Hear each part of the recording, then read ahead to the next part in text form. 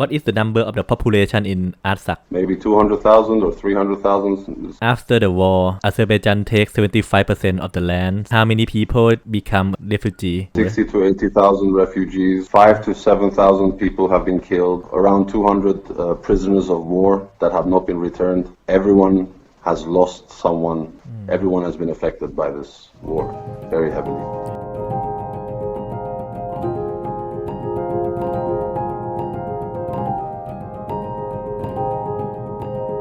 การสัมภาษณ์ที่เราจะได้สัมภาษณ์ต่อไปนี้เนี่ยมันเป็นการสัมภาษณ์ของคนที่อยู่ในคนละโลกกับเราโลกที่เขาอยู่เนี่ยเป็นโลกที่ไม่มีบรรทัดฐานของคำว่าสิทธิเสรีภาพอิสรภาพหรือว่าความเท่าเทียมกันในสังคมมีคนกลุ่มน้อยมากๆนะฮะหลายเผ่าในโลกนี้เช่นพวกโรฮิงญาพวกอาร์เมเนียนี่ก็ใช่ที่เราสัมภาษณ์พวกทมิฬพวกเคิร์ดพวกนี้เป็นชนกลุ่มน้อยหมดในโลกที่เขาอยู่นั่นนะมันเป็นโลกที่มันมีคนตัวใหญ่บางคนที่พร้อมที่จะทำลายล้างพวกเขานะพร้อมที่จะฆ่าพวกเขาทิ้งให้หมดเลยแล้วก็ somehow เนี่ยเชื่อว่าการกระทำนั้นน่ะเป็นความดี Please tell me about yourself.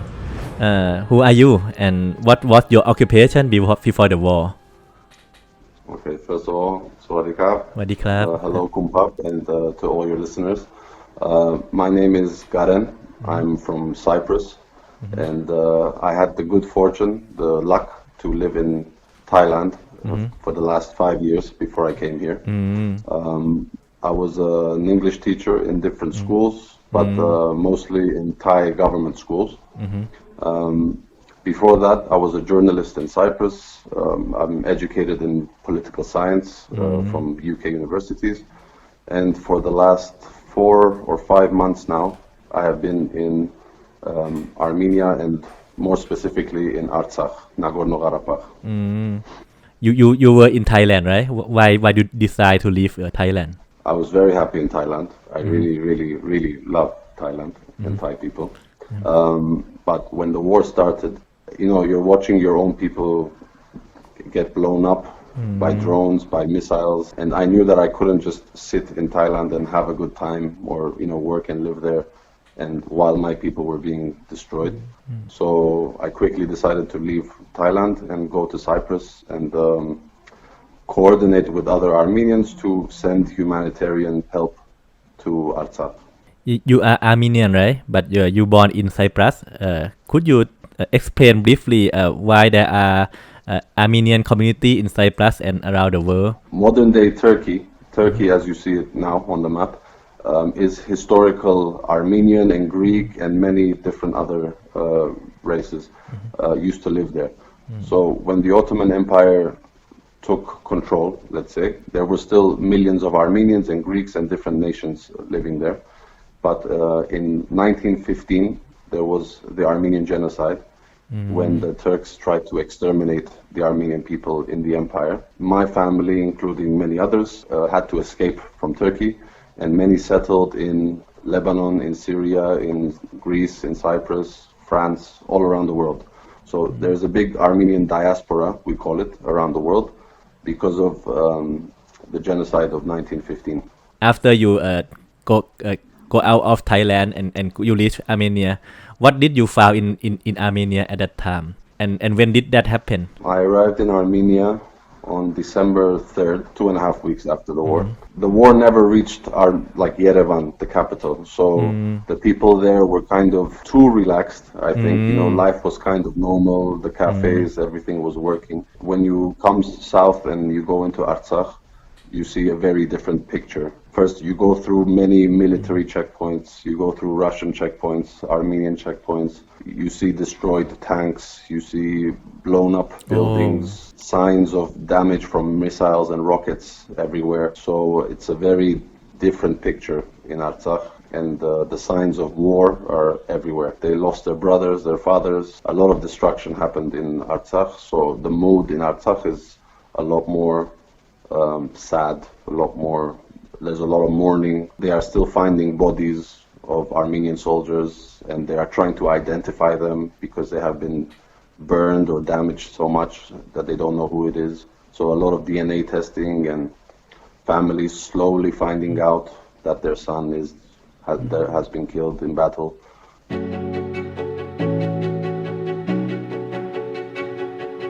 Could you briefly explain the background of the war, the Artsakh war? It's a bit of a long history, but I'll try to be very brief. So Artsakh is a historic Armenian area. There's been evidence of Armenians in Artsakh for over 2,000 years. There was a Armenian Republic for only 2 years, from 1918 to 1920.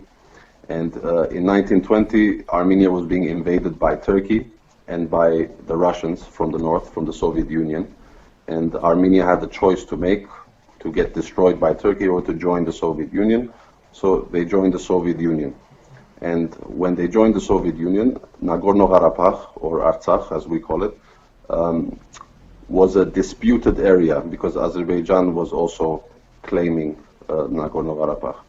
But in 1921, Joseph Stalin, he decided illegally to transfer the region of Nagorno-Karabakh from Soviet Armenia to Soviet Azerbaijan. So this is the root of the conflict. The fact that this Armenian region, with majority Armenians living in it, was transferred under Azerbaijani rule, but it was an autonomous area. So in 1988, the legislative body of Artsakh, of Nagorno-Karabakh, decides that they want to join with Armenia. Azerbaijan starts a violent pogrom, they call it, where many Armenians were killed in Baku, the capital of Azerbaijan, and different cities of Azerbaijan. There were like pogroms, riots against the Armenians. Many people were killed, many people were kicked out of their homes. And in 1991, the people of Nagorno-Karabakh, the Armenians, they held a referendum. So they voted to become independent, from Azerbaijan. And 99% of the population of Karabakh, mostly the Armenians, voted to become independent of Azerbaijan. And that's when the first war started. That's when Azerbaijan sent in the military. The Armenians formed militias, guerrillas, to fight back. A long war from 1990 to 94 happened. And that's when the Armenians liberated Artsakh, plus a few other regions as a security corridor. That's the Karvajar region, as they call it. So this is the background of the war, right? So this is the background to the first war. To the first war. From 94 until now, the Armenians were holding on to these areas. So the region of Artsakh, plus these two other regions that are also historically Armenian, but technically not part of Nagorno-Karabakh. That was during the Soviet Union.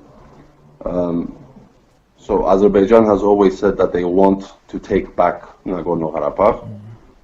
They have always threatened war, and this year, or in 2020, let's say, it's been a few months now, they attacked and they took back 75% of Nagorno-Karabakh. The refugee of the Artsakh, they migrate to the 25% that was left after the war, right? Some people have moved to Yerevan and regions in different regions of Armenia, and others have resettled around Artsakh.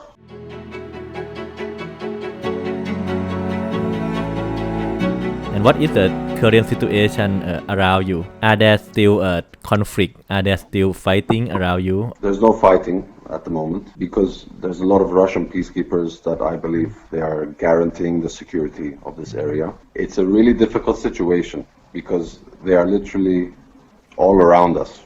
Yeah, they have taken many strategic heights, mountains.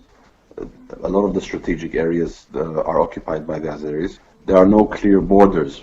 Yeah, so some people, they accidentally go into the wrong area and the Azeris take them, arrest them, kidnap them, whatever you want to call it. The Armenians, they try to call the Russians quickly to come and mediate their release, and the Russians try to help bring them back. Are there any Armenians still live in the occupied area? I'm not sure. I know, like, when the war finished, some videos came out by Azeris uploading on Telegram that showed like an old man who refused to leave his house, and there's a video of the Azeris cutting his head off. Oh. There's been some executions that you see on video. I met this old man. He didn't leave his house when the Azeris came. Okay, his son went to the village to try and save his father. He saw that they were beating his father. They took him, they arrested him, and they took both of them to Baku, to the capital of Azerbaijan. They hung him upside down from his feet, and they beat him, they crushed his hand, they cut his hand open, they did a lot of horrible things to him. There's pictures of his son that they had mutilated him and in the end executed him. So he died in captivity, but they released the old man after 3 months. This is what's crazy about this new age with social media and everything. The family has pictures of their son with a burned hand and beaten and dead, and they share this stuff on social media, you know. So the Armenians, they go through social media and they see their family members, or they see their old house that now the Azeris are inside. It's very sad. Right now you said that the Russian is protecting you. They are the one who mediate between the Azerbaijan and the Armenians. So please describe the situation. Are there still active Armenian soldiers, or all of them are already Russian? Artsakh has its own army, the Artsakh Defense Army.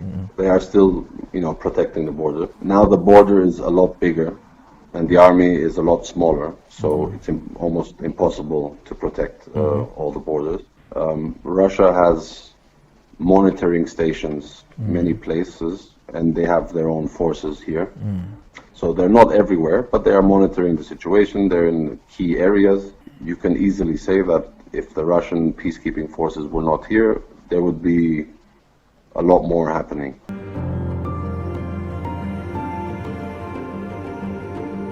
Can you predict some future of this situation?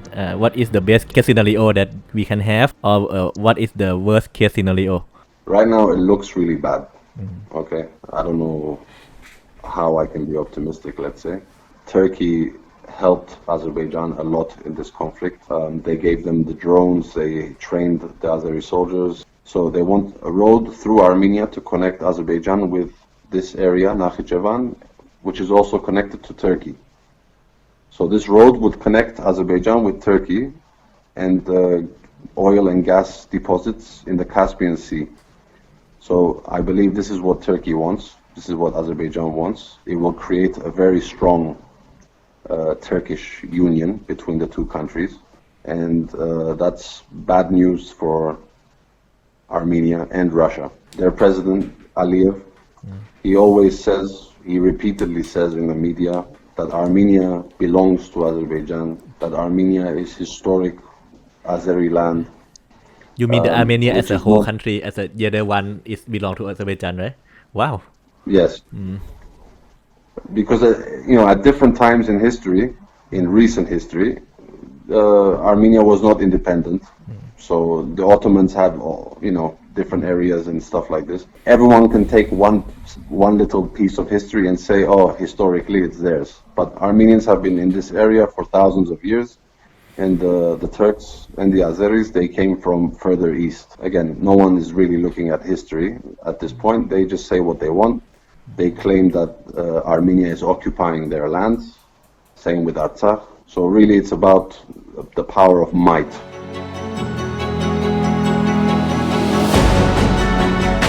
Do you think that Russia and Iran may intervene more than this? Geopolitically, they should do something about it.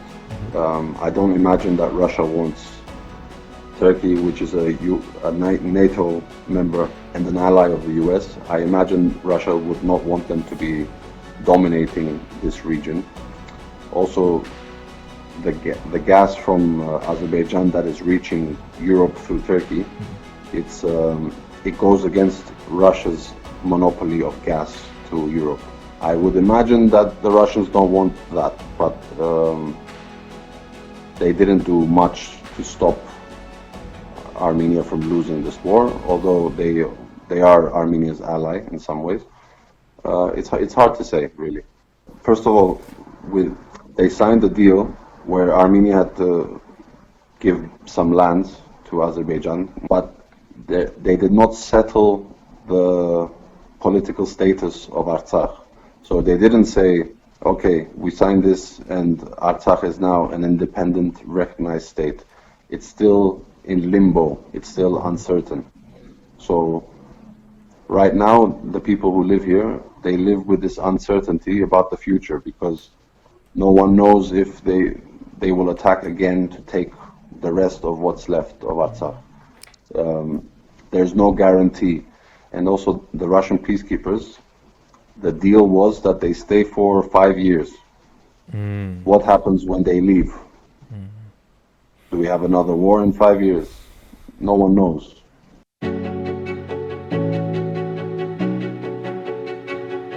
What is your mission in this war? So we came here with no official organization. It's me, one friend, and we were 3 in the beginning, now we're 2. We came to see how we can help. When we arrived here, we saw that they needed immediate humanitarian assistance, and until government help slowly arrived. We found suppliers for food. We would bring a few tons of food.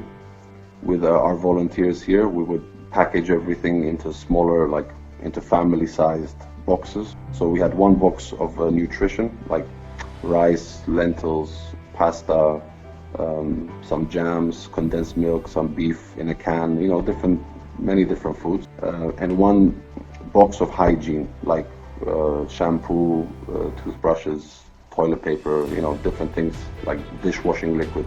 We went ourselves and gave them these packages until the government also starts giving out help and things like this. I'm happy to say that we reached over 4,000 people with our food packages. Now the government is providing more assistance than before, so things have calmed down a little bit. We also had another project. We got warm winter clothes and school supplies, and we gave them to children of refugees. So many kids have lost their homes. Now they live in different villages and towns.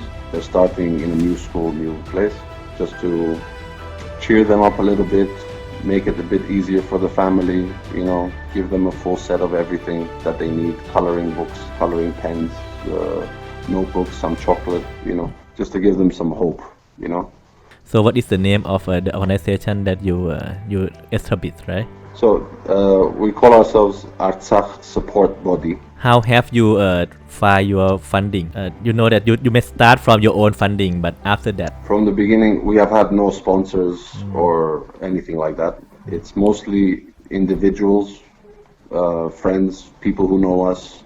Many of them are not Armenian. We also raise some money from our GoFundMe page on Facebook. You can find it on the Artsakh Support Body Facebook page. What is your goal and what is the biggest problem that prevent you from reaching that?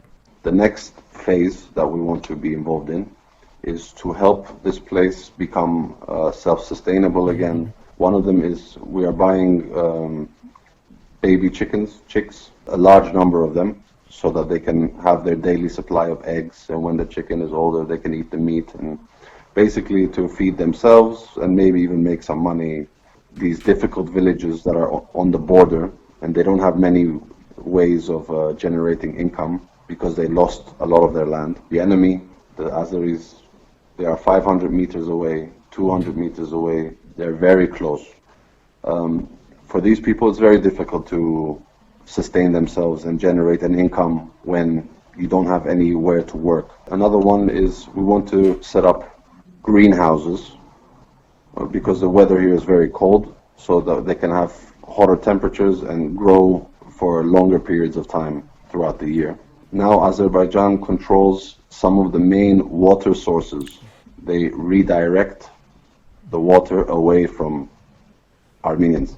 Unstable electricity here, there's very little water and not much land to work with. So the situation is a lot more difficult than before. So what we want to do, we want to improve the systems for saving water, like maybe build some reservoirs, small scale, some water tanks, water retention from the snow and the rain, and also improve their farming methods to reflect the new reality of Artsakh. If you can tell the people in the world, how can they help you? There's many charities that work in Artsakh that you can contact and offer your services or offer financial support to. They can find us on our Facebook page, Artsakh Support Body. They can increase awareness about what's going on here in Artsakh. We need like specialists. You know, if you're good at agriculture, you can get in touch. If you're good with different sciences, you can get in touch and really improve this place.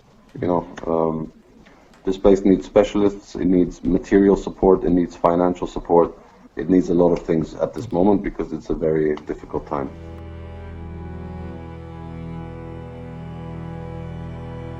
Are there any things you want to tell people here? Are there anything that I haven't covered yet?